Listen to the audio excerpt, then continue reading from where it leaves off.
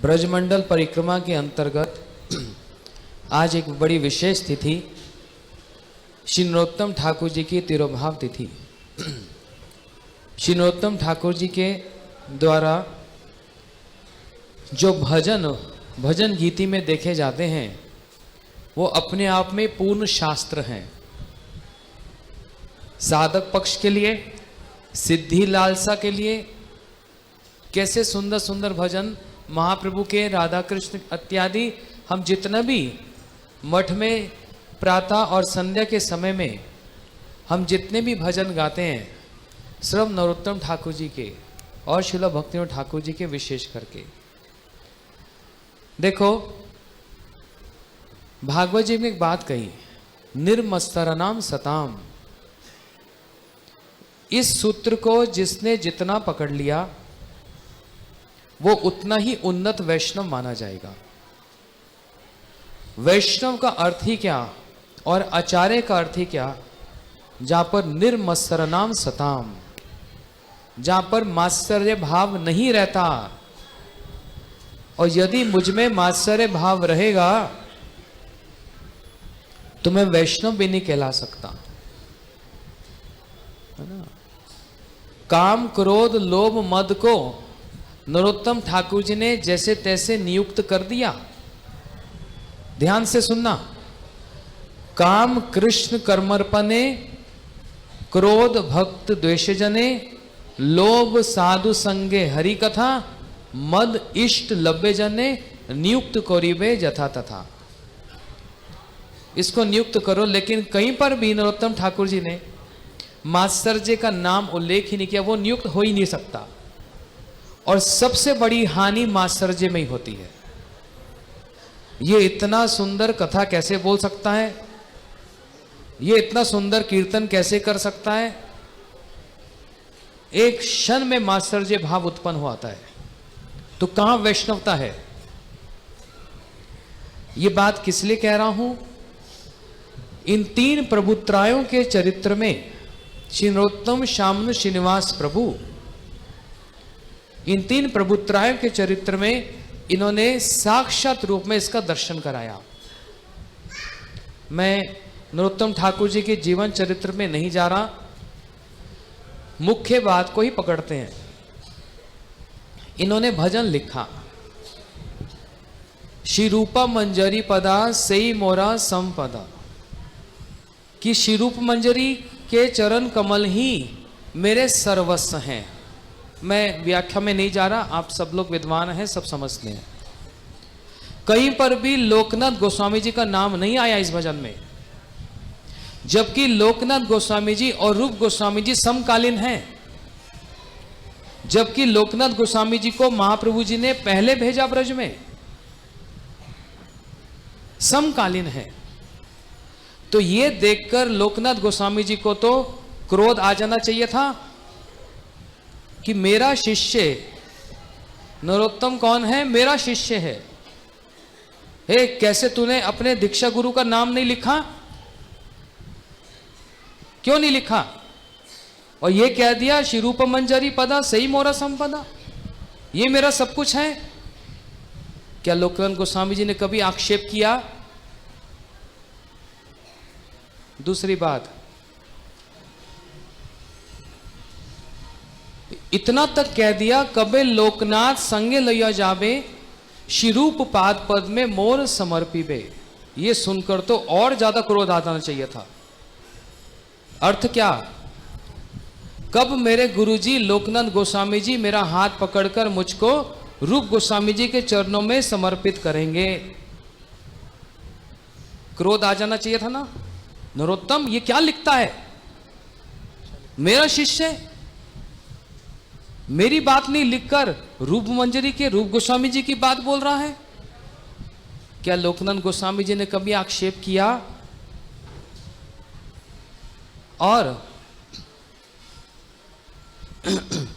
नरोत्तम ठाकुर जी का एक और भजन जिसमें कह रहे हैं, रामचंद्र संग मागे नरोत्तम दास। अब जो रामचंद्र हैं, रामचंद्र कविराज, वो तो नरोत्तम ठाकुर जी के गुरु भ्राता भी नहीं हैं, उनसे गुरु भाई के भी शिष्य हैं, मीन्स नेक्स्ट जनरेशन, उनके संग की कामना कर रहे हैं। वहां पर लोकनाथ गोस्वामी जी का नाम नहीं आया। ये सुनकर कभी उनके जो दीक्षा गुरु श्री लोकनाथ गोस्वामी जी को किसी प्रकार की आपत्ति हुई तो ये ऊंचा वाला विचार लेना पड़ेगा, नीचा वाला विचार से नहीं चलेगा। नीचा वाला विचार ईर्ष्या उत्पन्न करेगा, भेदभाव उत्पन्न करेगा, भाग उत्पन्न करेगा। हम इन विचारों को, मैं नहीं कह रहा, भक्ति सिद्धांत सरस्वती ठाकुर प्रभुपाद जी बोल रहे हैं, हम इन विचारों को आदर नहीं देंगे। हम आदर देंगे श्री नरोत्तम ठाकुर जी के विचार को। वो हमारी अथॉरिटी हैं। हम आदर देंगे श्री लोकनाथ गोस्वामी जी के विचार को। उन्होंने आपत्ति नहीं जताई। अच्छा, ये तो दीक्षा गुरु थे कौन? श्री लोकनाथ गोस्वामी जी। लेकिन नरोत्तम ठाकुर जी ने सारा जीवन, मतलब अधिकांश समय, किनसे सारी शिक्षा ग्रहण की? इसी श्री वृंदावन में श्री जीव गोस्वामी जी के निकट बैठकर सारी शिक्षा को ग्रहण किया। लेकिन कहीं पर भजन में जीव गोस्वामी जी का नाम उल्लेख किया तो जीव गोस्वामी जी को तो बड़ी आपत्ति हो जानी चाहिए थी।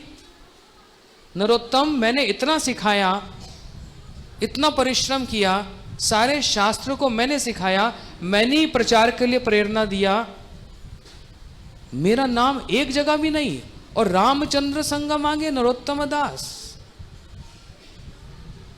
मेरा नाम क्यों नहीं लिखा तुमने? क्या जीव गोस्वामी जी ने कभी आपत्ति उठाई? निर्मसरनाम सताम, ये एक और प्रकोष्ठ है। ये जो एक भौतिक प्रकोष्ठ है, लेकिन इससे ऊंचा एक प्रकोष्ठ है जहां पर मात्सर्य का, ईर्ष्या का कोई स्थान ही नहीं है, जहां पर महाप्रभु जी के मनोभीष्ट को ही ऊंचा करके माना जाता है और सभी उसी में अपना अपना योगदान प्रदान करते हैं।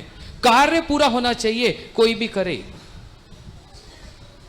उसमें मेरा नाम, उसका नाम, उसका नाम, ये तो कंडीशन लग गया उसमें, ये तो कंडीशनल है। लेकिन हमारी जो अथॉरिटीज हैं, इन महाजनों का चरित्र ही हमारी अथॉरिटी है। जहां पर लोकनाथ गोस्वामी जी ने आपत्ति भी नहीं कही कि नरोत्तम, मैं सब कुछ दे सकता हूं तुमको, क्यों तुम जीव गोस्वामी जी के पास जा रहे हो? मुझ पे विश्वास नहीं? मैं आशीर्वाद देकर, सारी शक्ति संचारित करके सब कुछ प्रदान कर सकता हूं, तो क्यों जा रहे हो जीव के पास सारी शिक्षा ग्रहण करने? कोई विचार है वहां पर? बड़ी प्रसन्नता युक्त होकर, उदार चरित्र होकर, हाँ, कैसा एक वैष्णव पद्धति, कितना सम्मान है उसमें। वहां पर first generation, second generation, third generation, उसका भी विचार नहीं। क्या विचार देखा जा रहा है? हाँ, जो महाप्रभु जी के मनोभीष्ट में, उस मिशन में जो योगदान दे रहा है, उसका ही उतना ही आदर है। ये हमारी अथॉरिटी है, ये हमारी अथॉरिटी वचन है। मुझको इन नरोत्तम ठाकुर जी के इस आदर्श को पालन करना चाहिए। मैं कर नहीं पा रहा हूं, मुझको ईर्ष्या हो जाती है। हाँ, इससे मेरे को ये पता लग जाता है कि मेरे वैष्णवता, मेरी भक्ति का मापदंड क्या है। मैं तो अभी बहुत निम्न स्तर का हूं। मैं भजन तो नरोत्तम ठाकुर के गा रहा हूं, परंतु नरोत्तम ठाकुर जी के इस और लोकनाथ गोस्वामी जी के इस जीवन चरित्र को मैं अपने जीवन में नहीं उतार पा रहा हूं। इसका मतलब वो भजन एक सुर में गाना, इससे अतिरिक्त और कुछ भी नहीं है। ताल सुर को अच्छे से रखने से बस अच्छा लगता है, मन को आनंद मिलता है, बस वो मनोरंजन है, वो आत्मरंजन नहीं है। परंतु नरोत्तम ठाकुर जी के इस और जीव गोस्वामी जी के इनके पूरे चरित्र को यदि मैं विशेष रूप से यदि धारण करता हूं, तब तो मैं नरोत्तम ठाकुर जी के भजन को गाने का अपने जीवन में उतारने का पूरा समर्थ रखता हूं, अन्यथा व्यर्थ है। दूसरी बात, जो लोग कहते हैं कि हमको दीक्षा की आवश्यकता नहीं है, हरि नाम करने से सब कुछ प्राप्त हो जाता है, नरोत्तम ठाकुर जी अपने जीवन चरित्र से ही इस बात को, अपने जीवन चरित्र से इस बात को स्थापित कर रहे हैं। हम लोग दीक्षा और शिक्षा क्यों धारण करते हैं? हमारा लक्ष्य कृष्ण नहीं, हमारा लक्ष्य, हमारा प्रयोजन क्या है? प्रेम प्रयोजन है। लेकिन नरोत्तम ठाकुर जी, आपको तो वो प्रेम तो बाल्यावस्था में पहले से ही प्राप्त हो गया। आप तो आराम से चादर ओढ़ के बस सो जाओ, आपको तो प्रेम मिल गया है कि नहीं? आज यदि मुझको भगवान आकर कहे आपको मैंने प्रेम दे दिया, तो बस फिर कौन ब्रजमंडल परिक्रमा में जाए, कौन एकादशी का व्रत कर? प्रेम तो मिल चुका है, अभी और क्या आवश्यकता साधन वादन करने की। नरोत्तम ठाकुर जी को प्रेम बाल अवस्था में पहले, सबसे पहले मिल गया महाप्रभु जी के द्वारा। उसके बाद फिर ब्रज में आकर जीव गोस्वामी जी से शास्त्र अध्ययन शिक्षा धारण करने की आवश्यकता ही कहां रही? फिर क्यों आप धारण कर रहे हो? प्रेम तो मिल चुका है पहले। फिर उसको भी छोड़कर अपने गुरु श्री लोकनाथ गोस्वामी जी के चरणों में विनती कर रहे हैं। गुरुदेव निषेध कर रहे हैं, हम दीक्षा नहीं देंगे, मैं दीक्षा देता ही नहीं किसी को। आप क्यों पीछे पड़े हो गुरु जी के दीक्षा लेने के लिए? आपको प्रेम मिल चुका है, यही तो दीक्षा का सार है, ये तो दीक्षा का सार है। आपको तो शिक्षा भी मिल चुकी, अब तो आप शास्त्र में बड़े प्रांगत हो चुके हैं। और जीव गोस्वामी जैसे, मां भागवत जैसे आपने सारे सिद्धांत को समझ लिया, आपको अब क्या जरूरत है दीक्षा की? सब कुछ हो चुका, प्रेम मिल गया, शास्त्र मिल गए। लेकिन देखो, उन दीक्षा प्राप्त करने के लिए कैसे लोकनाथ गोस्वामी जी के नाक रगड़ रहे हैं, कैसा आदर्श दिखला रहे हैं अपने जीवन चरित्र से। चलो दीक्षा भी हो गई, अब तो सब कुछ हो गया, दीक्षा भी हो गई, शास्त्र भी अध्ययन हो गए, प्रचार कार्य भी अच्छे से सुष्ठु रूप से चल रहा है, पूरा भारत को ही प्रचार भक्त बना दिया, और प्रेम तो पहले मिल ही चुका, सारा पैकेज पूरा हो गया। उसके बाद भी नरोत्तम ठाकुर जी हम लोगों को सिखाने के लिए कह रहे हैं क्या? रामचंद्र संग मांगे नरोत्तम दास। उसमें भी साधु संग कितना श्रेष्ठ है कि अपने गुरु भाई के भी शिष्य से शिक्षा, उनका संग की लालसा कर रहे हैं, प्रार्थना कर रहे हैं। अपने गुरु भाई समकालीन भी नहीं, गुरु भाई के शिष्य रामचंद्र कविराज जी से। कितना ऊंचा आदर्श है और कितनी शिक्षा मूलक बात है। बिल्कुल सार रूप में 5-10 मिनट में नरोत्तम ठाकुर जी के ये सारा कैप्सुलेट कर दिया। कितनी बड़ी बड़ी शिक्षा, निर्मत्सराणाम सताम। कितना भी उछल लूं, कितना भी कीर्तन कर लूं, कोई भी प्रवचन कर लूं, लेकिन मेरे मन में यदि वो निर्मत्सर वाली वो स्वभाव नहीं आएगा, तब तक भक्ति में कभी उन्नति नहीं होगी। मेरी कभी भी भक्ति में उन्नति हो ही नहीं सकती यदि मात्सर्य भाव रखूंगा। तो ये भौतिक स्तर की बात है और मैं बात कर रहा हूं आध्यात्मिक स्तर की। मैं प्रवचन दे रहा हूं इतना ऊंचा आध्यात्मिक स्तर का, और मेरी अपनी स्थिति कैसी? थोड़ा सा किसी में गुण देखता हूं तो मात्सर्य भाव आ जाता है। ये मेरे से अच्छा गा सकता है, ये मेरे से अच्छा प्रवचन दे सकता है, मैं इसका सीनियर हूं। अरे भैया, अभी देखने में आ रहा है सीनियर है, पूर्व जन्म का क्या है? मैं तो सन्यासी हूं, वो तो ग्रस्त है, मैं श्रेष्ठ हूं। ये विचार कहीं रखा महाप्रभु जी ने? जय भजो सही बड़ो अभक्त हीन चार, सीधा सीधा बोल दिया। कृष्ण भक्ति ते नाही जाति कुलादि विचार। सन्यासी होने से बड़ा नहीं हो जाता, ये एक अलग प्रकोष्ठ है। उस प्रकोष्ठ को यदि हम स्पर्श नहीं करेंगे, वो निर्मत्सर्य सताम, तब तक सताम, वो साधु, वो उन्नत वैष्णव कभी हो ही नहीं पाऊंगा मैं। जीवन में कभी नहीं हो पाऊंगा। कितना भी मैं दिन रात प्रवचन करूं, कीर्तन करूं, नाम करूं, भजन करूं, इतना सब प्राप्त करने पर भी मैं अपने आप को देखता हूं, मैं बड़े उल्लास से कहूं, अरे मैं गुरुजी की बहुत सेवा की, उनके कक्ष में रहा, ग्रंथों पे काम किया, ये सब किया।